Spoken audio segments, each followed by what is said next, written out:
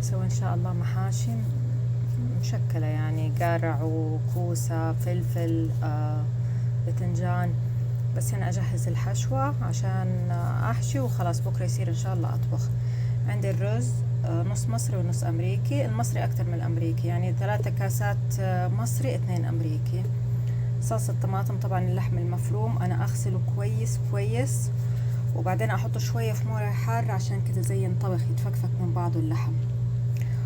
والبهارات توم، البهارات نعناع مطحون، قرفة، بهار حلو، فلفل أسود، ملح و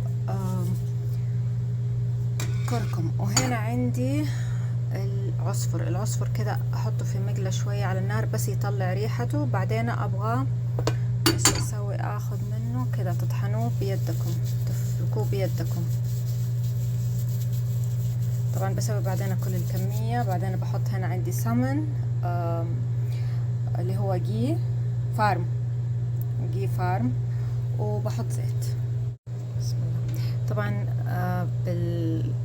باليوتيوب يرسلوا احط المقادير، انا ما اقدر احط مقادير، انا احط المكونات بس مقادير ما اقدر احط. ليه؟ لانه انا مقاديري تختلف، انا ما شاء الله اطبخ لعائلة كبيرة تبارك الرحمن، فما اقدر احط مقادير، لكن احط المكونات. بسم الله. بس هذه هي كده الحشوة تكون كده. بس بكرة ان شاء الله احشي وبعدين نطبخ ان شاء الله. بس اني اجهز الحشوة عشان يصير بسرعة بكرة نحشي الاشياء.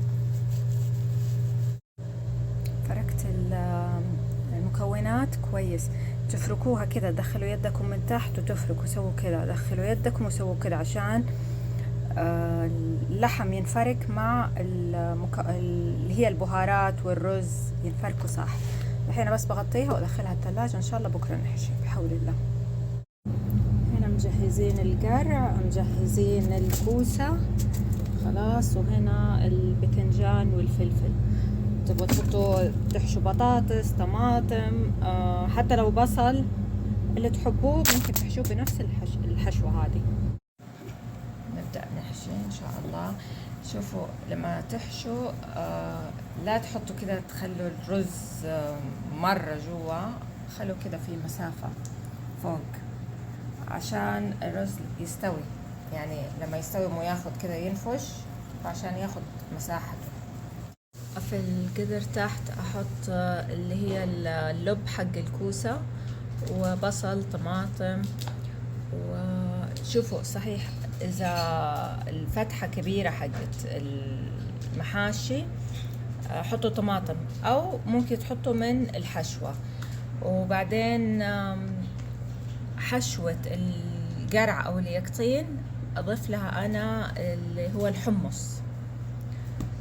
خدوا شوية من الحشوة حطوا فيها حمص وفي اليقطين. مكونات الصلصة أو الصوص حسب الكمية اللي عندي، 2 لبن زبادي مع علبة لبن شراب، وعندي 2 طماطم معصورة، 2 صلصة طماطم، 4 مكعبات ماجي، وعندي هنا توم، وبعدين البهارات أو هيل حبوب أحط. طيب البهارات اللي هي نفس اللي حطيناها، اللي هي عصفر وفلفل أسود، كركم، قرفة وبهار حلو، وطبعا ملح. وذوقوا الملح لأنه أول يعني حطوا شوية ملح وذوقوا، لأنه في كيوبس ماجي. طبعا حطيت هنا شوية موية حارة وأقلبهم. أحط شوية موية أول،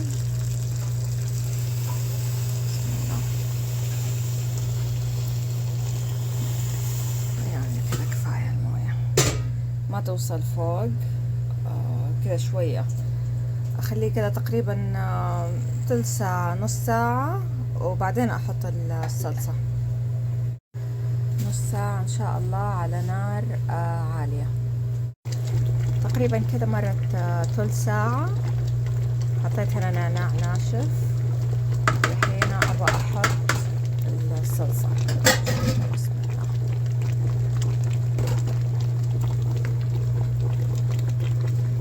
شوية موية هنا، شوية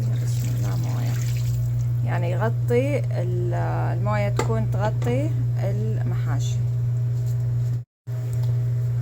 غطيته بالموية، الموية فوق بشوية، وحطيت غطا قدر عندي قديم، ممكن تحطوا صحن، تحطوا اللي تبغوه، بس اغطيه واخليه تقريبا نص ساعة على نار عالية، بعدين نص ساعة تانية على نار متوسطة، واشوف كيف. وذوقوا الملح، لانه لما تزيدوا الموية يخف الملح.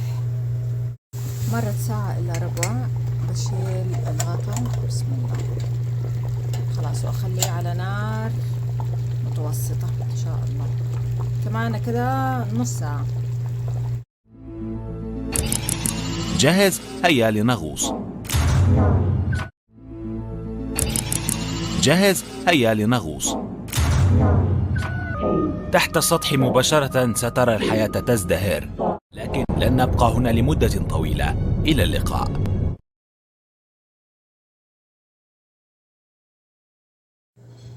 العافية. مع لبن بالنعناع، شوية ملح.